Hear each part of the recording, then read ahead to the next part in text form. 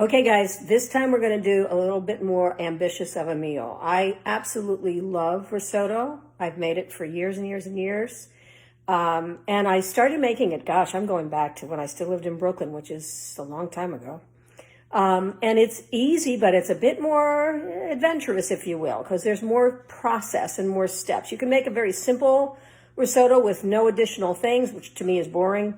So I'm going to add asparagus, and then I make a mushroom with tarragon that I add. And by the way, the mushroom by themselves are really, really good, just as a side dish if you like mushrooms. In this case, we're adding it to the risotto. Risotto takes time, and what's most important for you to think about when you're making this dish, risotto should be al dente. It is not something that's supposed to be mushy. It's not at all to be that. But if you don't like al dente, then just cook it a little longer, add a bit more broth, and it will be perfect. So I hope you enjoy it. It is, again, a little bit more adventurous, takes a little bit more time, but it's a really good hearty dish. In Italy, it's often used as an appetizer, and for me, whenever I've made it, I often, like with chicken piccata, I would add risotto as a side dish to the chicken piccata, or if I were making veal piccata. And so we're going to get a little bit more challenged this time, but I'm sure you're going to be able to do it. Make sure that you taste it toward the end. Make sure it's cooked to your liking. And you do that before you add the asparagus and the tarragon mushrooms. Good luck.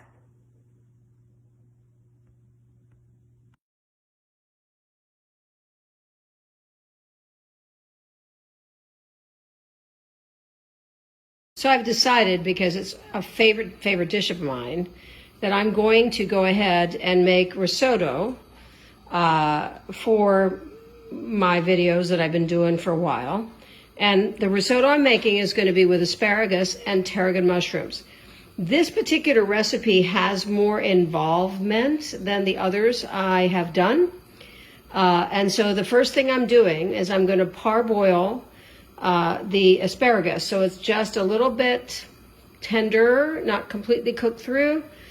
You'll notice that it's the very thin asparagus. You'll also notice that I'm taking only from the middle up to the what would be the flowers if the asparagus were allowed to bloom, because those are the most tender parts. I have cremini mushrooms. I have a beautiful white onion. I have some garlic. I have some fresh tarragon. I certainly have chicken broth, and I have some wine. And I have risotto rice, which is arborio rice, which is what I usually use. This particular meal is more involved than some of the others I've done. And I will also share with you, because it is a lot more food than I could possibly eat, and it doesn't necessarily store well. I have a bunch of friends here in California who are going to be really happy because I have to share the food because I can't eat it and I don't want to throw it away.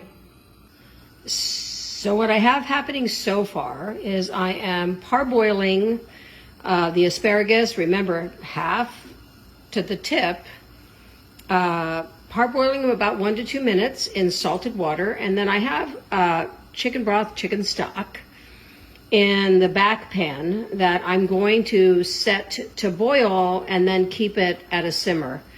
And that's the beginning of what we're doing. The next thing you're going to see me do is deal with my cremini mushrooms that I will be cooking with tarragon and garlic. I have to tell you that the asparagus is awesome, but the mushrooms with the tarragon and garlic add so much flavor to the risotto. And the thing you have to understand about risotto and how you deal with it, it has to be creamy.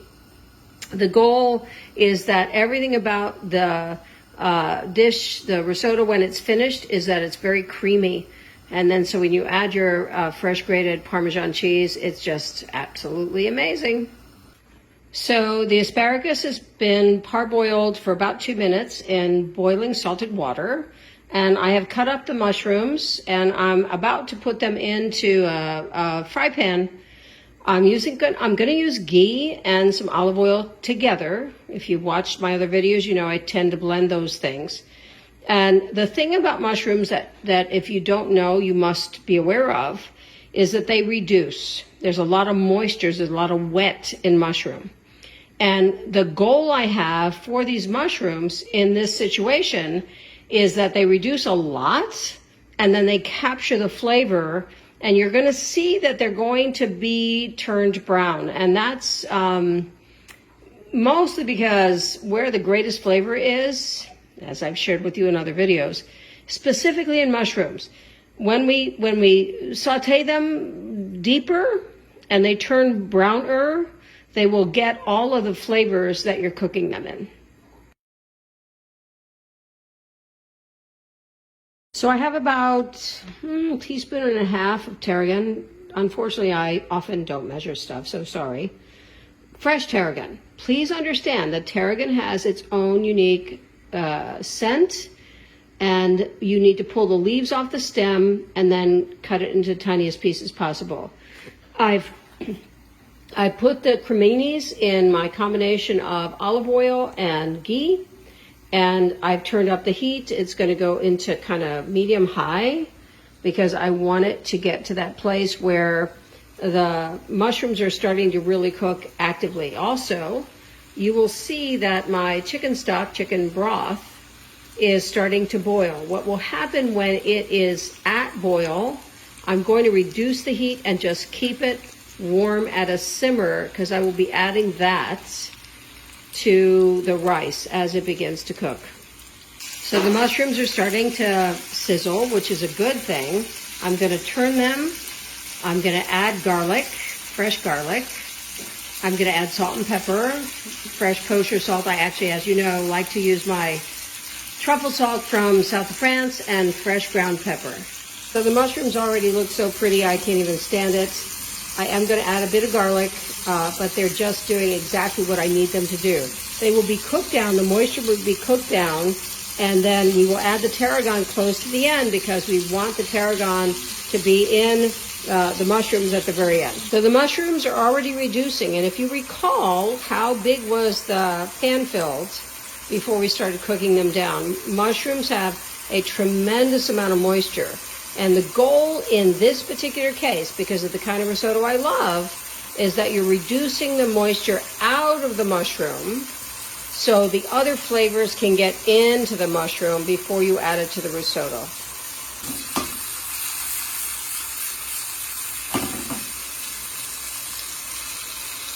So the mushrooms have been cooking at about medium, and that's intentional. I want them to cook rather intensely, and if you notice, they're browning.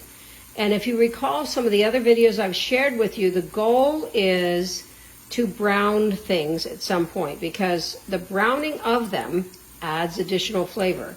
I'm going to let the brown happen a little bit more with these mushrooms, then I'm going to add the tarragon, then I'm going to remove them from the heat, and then I will ultimately add them to the risotto. So my tarragon has already been talked about. I have about a half a cup of onion. That's going to be next when I add the rice.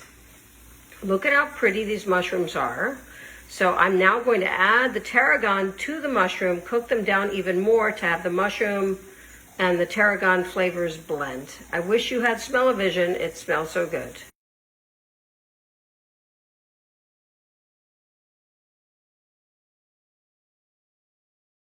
So what I've done is added about a half a cup of diced onion and about a teaspoon and a half of fresh garlic. And the goal here is to have the onion go clear and not burn. So be very cautious with this. It's in about about a quarter cup of fresh olive oil and about a tablespoon and a half of fresh ghee.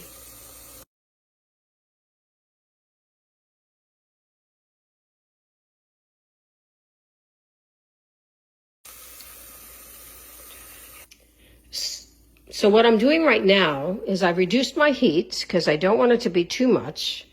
And I have added the rice, and I want the rice to be coated in the oil and ghee blend. You want them to coat because that actually helps the rice do what it's supposed to do for risotto. Please take a look and see that the rice is very shiny. and has been coated by the fat, which of course is what oil and ghee is. And that's the way it kind of starts the, if you will, science behind the rice absorbing the broth. We will not add any of our vegetables, which are waiting for us, until after we're pretty much close to serving. One of the things that's talked about when you look at recipes for risotto is that the rice has a white dot, and that's what you want to see, and that says it's ready to have the next part added. Important with respect to risotto is that you don't let the rice get dry on the top. I'm going to reduce the heat a tiny so it simmers, so we're down at kind of between medium and low. We don't want it to cook too fast, but we also don't want to have it go too slowly because then the rice will not absorb properly. So right now what I'm paying attention to is that how are we doing in terms of dryness at the top. So we have things cooking along in a lovely way, and right now I'm going to add about a cup of wine, and of course it needs to be dry, it needs to be white. Normally I don't use measuring cups, but it's easier. And as things continue to progress, the wine's going to add additional flavor to the whole thing. What will happen next is that as we get closer and the rice is pretty much al dente, I will be adding the asparagus and the tarragon mushrooms back in.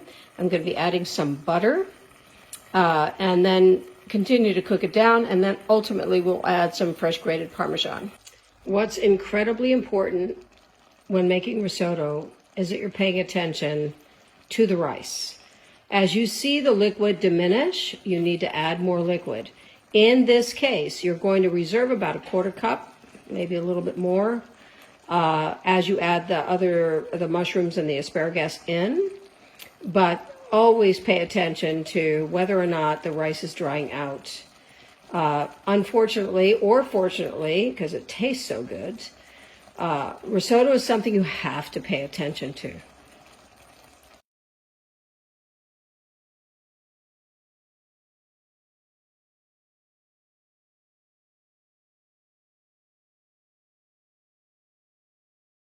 I've added the asparagus and I've added the tarragon mushrooms. And now I'm adding an additional quarter to half a cup of chicken broth. Guys, please understand, pay attention to the dryness. If you need to add more chicken broth or stock, do that through the process. Taste your rice. It doesn't want to be too hard and firm. What's going to happen next is I'm going to add a bit more of the broth, and then I'm going to add some butter, and I'm going to let it sit for a tiny bit. So now at the end, I'm actually covering the pan and letting it sit.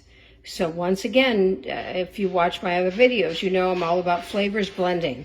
So that's what's going to happen right now. And I am going to eat this in just a couple minutes, and I'm so excited. And, you know, pretty much all my friends are excited too because they know that I can't eat it all. So I'll be sharing. Too bad you're not close if you're watching from far away.